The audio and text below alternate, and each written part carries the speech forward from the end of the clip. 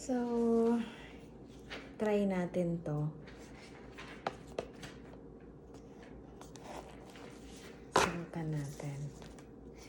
Tikman natin. Batel. Ang laman pala nito. Mga dates na iba-ibang palaman. Itong pinaka-excited kong tikman. Tikman natin. Dates.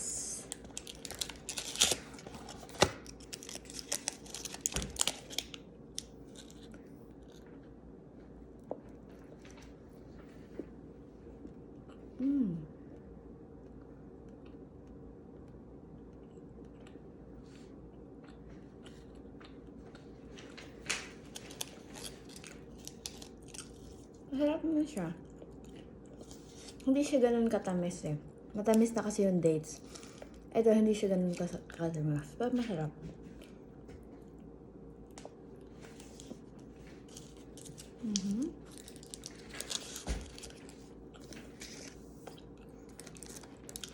Second, tikman natin to.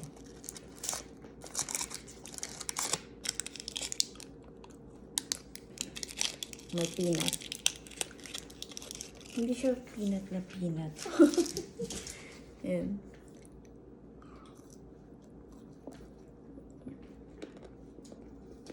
Kung mahilig ka sa dates, magugustuhan niyo to. Mas gusto ko ito.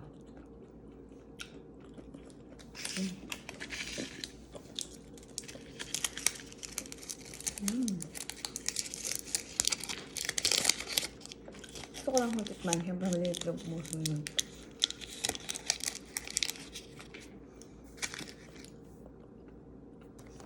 May rest na. Hindi ko alam kung ano to eh. Sweet na. Parang lemon skin na tapos minatamis. Naisip ko kung mas masarap. Pero kasi peanut na siya.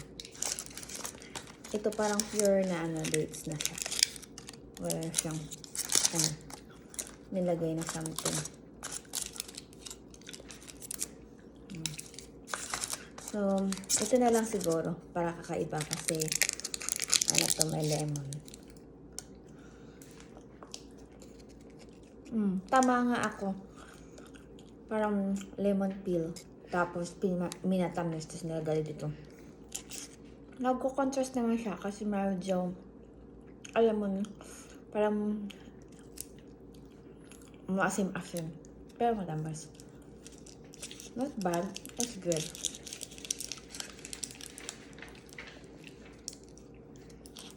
Dates with a twist.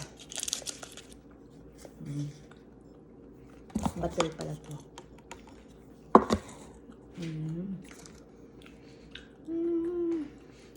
Ito. Tignan natin. Parang hindi ko siya kaya ubusin lahat ng 1,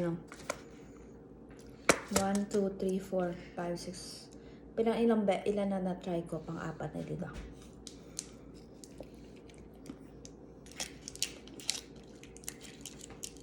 Masarap din to. Peanut. Pero, yung natira na lang kasi, puro dates na lang siya. Para din naman siyang laman. Pero masarap siya. Bye-bye!